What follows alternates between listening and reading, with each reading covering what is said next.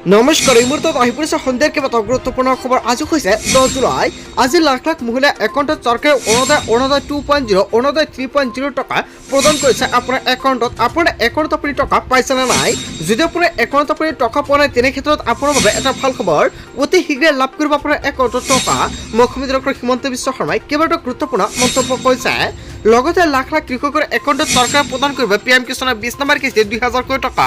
অসমৰ প্ৰতিগৰাকী কৃষকৰ বাবে ভাল খবৰ আহি পৰিছে। লগতে লাখ লাখ আত্মসহায়ক মহিলাৰ একাউণ্টত চৰকাৰে প্ৰদান কৰিব 10,000 কোটি টকা। মাজত মাত্ৰ কেইটাদিনমান বাকী আছে। যদি আপোনাৰ ৰেচন কাৰ্ড আছে, তেনে ক্ষেত্ৰত আপুনি লাভ কৰিব প্ৰত্যেক মাহতে 1000 কোটি টকা। লগতে কেইবাটাও ৰাজনৈতিক খবৰৰ লগতে অৰাজনৈতিক খবৰ যুগুত কৰা হৈছে আজিৰ দিনটোত।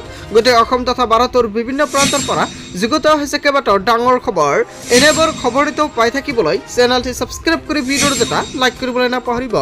আজিৰ আমাৰ প্ৰথম খুবেই গুৰুত্বপূৰ্ণ খবৰ হৈছে অসমবাসীৰ বাবে এটা ডাঙৰ খবৰ। অৰুণোদয় বৃদ্ধি পেঞ্চন দিব্যাংগ বিধৱা পেঞ্চনৰ ধন সোমালে নাই আপোনাৰ একাউণ্টত।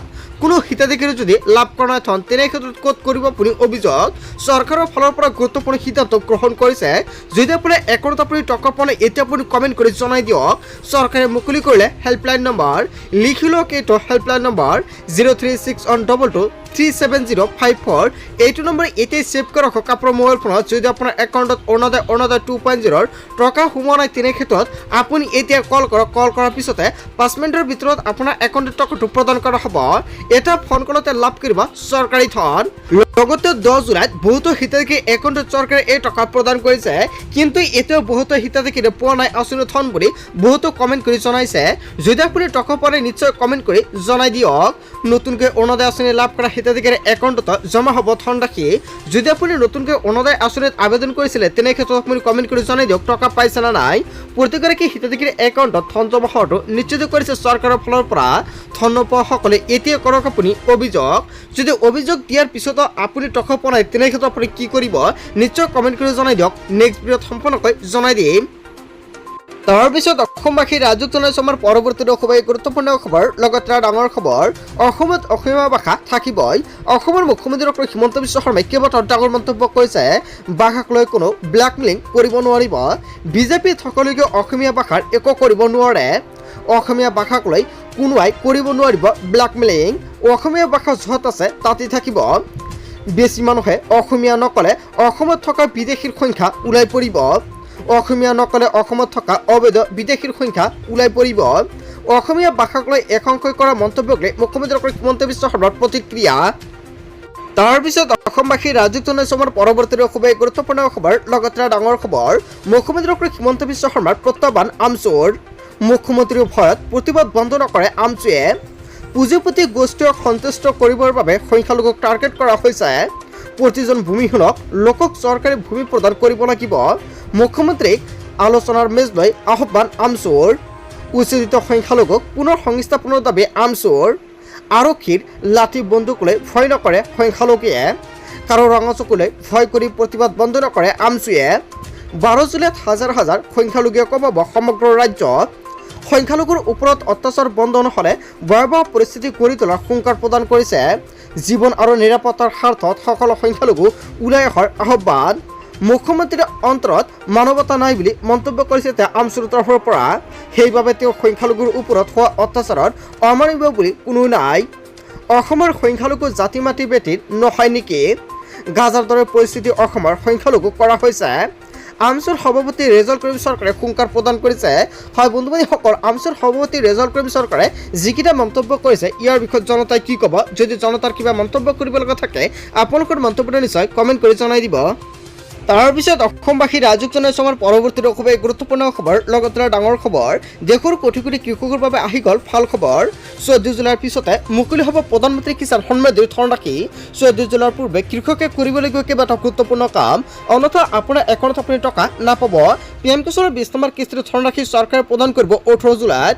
আৰু তাৰ আগতে আপোনালোকৰ কেইবাটাও গুৰুত্বপূৰ্ণ কাম কৰিব লাগিব। জুলাই মাহতে PM কিষাণৰ 20 নম্বৰ কিস্তিৰ ধন সোমাব একাউণ্টত। 14 জুলাইৰ পিছত আনুষ্ঠানিকভাৱে দিন ঘোষণা কৰাৰ সম্ভাৱনা। হয় বন্ধুসকল, অৱশেষত 18 জুলাইত দেশৰ কোটি কোটি কৃষকৰ একাউণ্টত চৰকাৰে 2ৰ পৰা 4,000 কোটি টকা প্ৰদান কৰিব। চৰকাৰে ধন বিতৰণৰ বাবে সাজু কৰিছে বিশেষ তালিকা। শীঘ্ৰে কৰি লওক এইকেইটা গুৰুত্বপূৰ্ণ কাম, অন্যথা বঞ্চিত হ'ব ধন লাভৰ পৰা। যোগ্য হিতাধিকাৰীৰ পৰিৱৰ্তে অযোগ্য হিতাধিকাৰীক ঘূৰাই দিব লাগিব ধনৰাশি। আজিয়ে PM কিষাণৰ ৱেবছাইটতে কৃষকৰ KYC তালিকাত নাম আছে নে নাই চাবলৈ মুকলি কৰা হৈছে ৱেবছাইট। অফিচিয়েল ৱেবছাইটৰ ফাৰ্মৰ কৰ্ণাৰত প্ৰথমতে আপুনি প্ৰৱেশ কৰক। বেনিফিচিয়াৰী লিষ্টত গৈ চাব পাৰিব নিজৰ নাম। হিতাধিকাৰীৰ বাবে মুকলি কৰা হৈছে টোল ফ্ৰী নম্বৰ। যিকোনো সমস্যা হ'লে দিব পাৰিব অভিযোগ। ছেভ কৰি লওক অন 5526 নম্বৰ অথবা 1800115526 আৰু আন এটা নম্বৰ হৈছে 01123381092। এইকেইটা নম্বৰ এতিয়া আপুনি ছেভ কৰি ৰাখক আপোনাৰ মোবাইল ফোনত। দেশৰ কোটি কোটি কৃষকৰ বাবে আহি গ'ল ভাল খবৰ। সকলোৱে ৱেইট কৰি আছে PM কিষাণৰ 20 নম্বৰ কিস্তিৰ ধনৰাশি এতিয়া প্ৰদান কৰা হ'ব। যদি PM কিষাণৰ কিবা সমস্যা হৈ থাকে অতি শীঘ্ৰে আপুনি সমাধান কৰক। যিসকল ব্যক্তিয়ে নতুনকৈ আবেদন কৰিছে সেইসকলৰ একাউণ্টত চৰকাৰে PM কিষাণৰ টকা প্ৰদান কৰিব 20 নম্বৰ কিস্তিৰ লগতে। যদি কিবা সমস্যা হৈ থাকে আপোনালোকে নিশ্চয় কমেণ্ট কৰি জনাই দিব পাৰে, সম্পূৰ্ণকৈ সহায় কৰা হ'ব। লগতে 18 জুলাইত ফাইনেল ডেটটো প্ৰকাশ কৰা হৈছে। কোটি কোটি কৃষকৰ একাউণ্টত 18 জুলাইতে প্ৰদান কৰা হ'ব PM কিষাণৰ ধন। তাৰপিছত অসমবাসী ৰাজুক জনাইছো আমাৰ পৰৱৰ্তী খুবেই গুৰুত্বপূৰ্ণ খবৰ। লগতে ডাঙৰ খবৰ, ভাৰতীয় বেংক সেৱাত ব্যাপক সাল সলনি দেখা গৈছে। এতিয়াৰ পৰা একাউণ্টত ধন নাথাকিলেও কৰ্তন নহয় 1 টকাও। কেইবাটাও গুৰুত্বপূৰ্ণ সিদ্ধান্ত গ্ৰহণ কৰিছে 5টা বেংকে। দেশৰ আগশাৰীৰ 5 টকাই বেংকে উঠাই ল'লে বেলেঞ্চ চাৰ্জৰ প্ৰক্ৰিয়া। জুলাই মাহৰ পৰাই পৰিৱৰ্তন কৰা হ'ল এই নতুন নিয়ম। পূৰ্বৰ দৰে এতিয়াৰ পৰা শূন্য বেলেঞ্চ হ'লেও বেংক কৰ্তৃপক্ষই কৰ্তন নকৰে আপোনাৰ ধনৰাশি। বেংকসমূহে সম্পূৰ্ণ ৰূপত উঠাই ল'লে ন্যূনতম ধন একাউণ্টত ৰখাৰ নিয়ম। ভাৰতীয় ষ্টেট বেংক, লগতে Punjab bank, bank of Baroda, Indian bank, Canada বেংকে বাতিল কৰিলে মিনিমাম বেলেঞ্চ চাৰ্জৰ। পূৰ্বৰ ন্যূনতম বেলেঞ্চ নাথাকিলে ভৰিব লাগিছিল চাৰ্জ, কিন্তু এতিয়াৰ পৰা এই নিয়ম সলনি হৈছে। এতিয়া ভাৰতীয় বেংক সেৱাত ব্যাপক সাল সলনি। এইকেইটা বেংকত যদি আপোনাৰ একাউণ্ট আছে নিশ্চয় কমেণ্ট কৰি জনাই দিব চাৰ্জ লাগে নে নাই। যদি চাৰ্জ লাগে কমেণ্ট কৰি জনাই দিব। তাৰপিছত অসমবাসী ৰাজুক জনাইছো আমাৰ পৰৱৰ্তী খুবেই গুৰুত্বপূৰ্ণ খবৰ। লগতে ডাঙৰ খবৰ, অৰুণোদয়ৰ নতুন হিতাধিকাৰীৰ বাবে ভাল খবৰ। যদি আপুনি ভাবিছে নতুনকৈ অৰুণোদয়ৰ বাবে আবেদন কৰিব তেনে ক্ষেত্ৰত কৰিব পাৰিব। অতি শীঘ্ৰে এইকেইখন নথিপত্ৰ আপুনি এতিয়া সংগ্ৰহ কৰক। কি কি নথিপত্ৰৰ প্ৰয়োজন হ'ব? এখন ৰেচন কাৰ্ড থাকিব লাগিব। কেৱল এয়াই নহয়, আধাৰ সংযুক্ত হৈ বৈধ ৰেচন কাৰ্ড থকাটো বাধ্যতামূলক। লগতে উল্লেখ কৰিছে অসমত বসবাস কৰি থকা স্থায়ী বাসিন্দাসকল আঁচনিসমূহৰ সুবিধা লাভ কৰাৰ যোগ্য। 18 বছৰ ঊৰ্ধৰ যোগ্য মহিলা আৰু দিব্যাংগক হিতাধিকাৰী হিচাপে মনোনীত সুবিধা প্ৰদান কৰা হ'ব।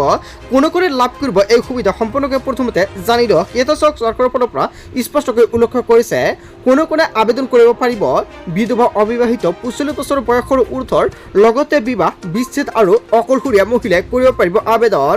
লগতে তৃতীয় লিংগৰ লোকে কৰিব পাৰিব আবেদন। লিংগ নিৰ্বিশেষে দিব্যাংগ ব্যক্তিৰ অধিকাৰ আইন 2016 অনুসৰি চৰকাৰী পঞ্জীভুক্ত বৃদ্ধাশ্ৰমত থকা মহিলা তথা বৃদ্ধ ৰোগীয়া মহিলা কৰিব পাৰিব আবেদন। পৰিয়ালৰ উপাৰ্জনক্ষম ব্যক্তিগৰাকী বৃদ্ধ 60 বছৰৰ ঊৰ্ধৰ অথবা দিব্যাংগ হ'লে তেনে ঘৰৰ মহিলা কৰিব পাৰিব আবেদন। কেৱল এয়াই নহয়, SIV লগতে এইকেইটা ৰোগ যদি আপোনাৰ আছে তেনে ক্ষেত্ৰত আপুনি কৰিব পাৰিব আবেদন।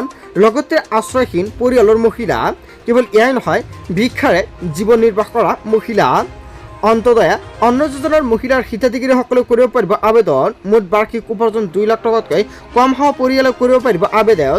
চ' বন্ধু বান্ধৱীসকল, আপোনালোকে নিশ্চয় জানিলে কোন কোন ব্যক্তিসকলে অৰুণোদয় আঁচনি আবেদন কৰিব পাৰিব আৰু কেনেকৈ আবেদন কৰিব নিশ্চয় আপোনালোকে সম্পূৰ্ণকৈ জানিলে। চ' গাঁও সভাত গৈ সকলোৱে অতি শীঘ্ৰে আবেদন কৰক। বন্ধু বান্ধৱীসকল, আজিৰ মূল ভিডিঅ'খনত আপোনালোকক এইখিনি সৰু কেইটামান ইনফৰমেশ্যন দিবলগীয়া আছিলে। ভিডিঅ'টি ভাল লাগিলে লাইক, কমেণ্ট, শ্বেয়াৰ কৰিব। চ' থেংক ইউ ফৰ ৱাচিং ফুল ভিডিঅ'।